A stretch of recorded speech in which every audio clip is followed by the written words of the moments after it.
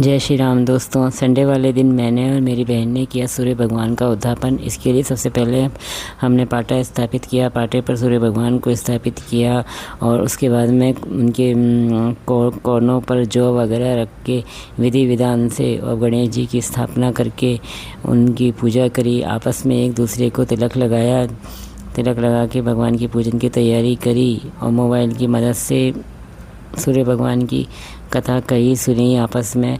और अपने द्वारा अगर कोई भूल चूक हो गई हो तो उसके लिए हमने क्षमा प्रार्थना की। इतनी कार्यविधि संपन्न हो जाने के पश्चात फिर हम लोग ऊपर छत पर गए। हम दोनों ने छत पर जाके सूर्य भगवान के दर्शन किए। अपने अपने रोट जो कि हम बना के ले गए थे उससे हमने सूर्य भगवान को देखा और आपस में एक दूसरे से पूछा कि सूर्य भगवान दिखा। सूर्य तो दूसरे ने जो पूछता है उसको जवाब मिलता है, हाँ सूर्य भगवान दिखा भी और टूटिया भी। इस तरह से हम दोनों ने आपस में एक दूसरे से पूछा और उसके बाद में हम लोगों ने जल के लोटे से सूर्य भगवान को अर्घ दिया।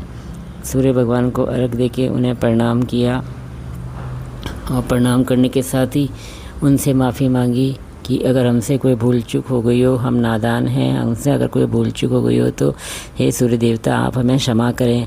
ऐसा कहकर हमारी पूजा यहाँ संपन्न हो गई। फिर हमने नीचे आकर जो महिलाओं को आमंत्रित किया रखा था, 8 महिलाओं को, उनको भोजन की व्यवस्था करी।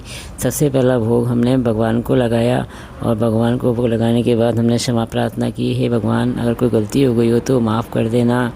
इसके बाद में हमने महिलाओं को भोजन कराया। आज के दिन बिना नमक का खाना बनता है।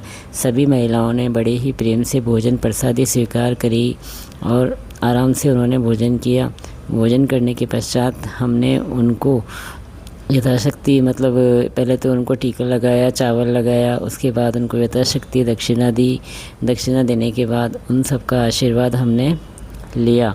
इस तरह से हमारा ये सूर्य भगवान का उद्यापन का जो प्रोग्राम था इस तरह संपन्न हो गया। आपको मेरे द्वारा किया गया उद्यापन कैसा लगा? कृपया मेरे चैनल को लाइक कीजिए, सब्सक्राइब कीजिए और शेयर कर दीजिए। जय श्री राम।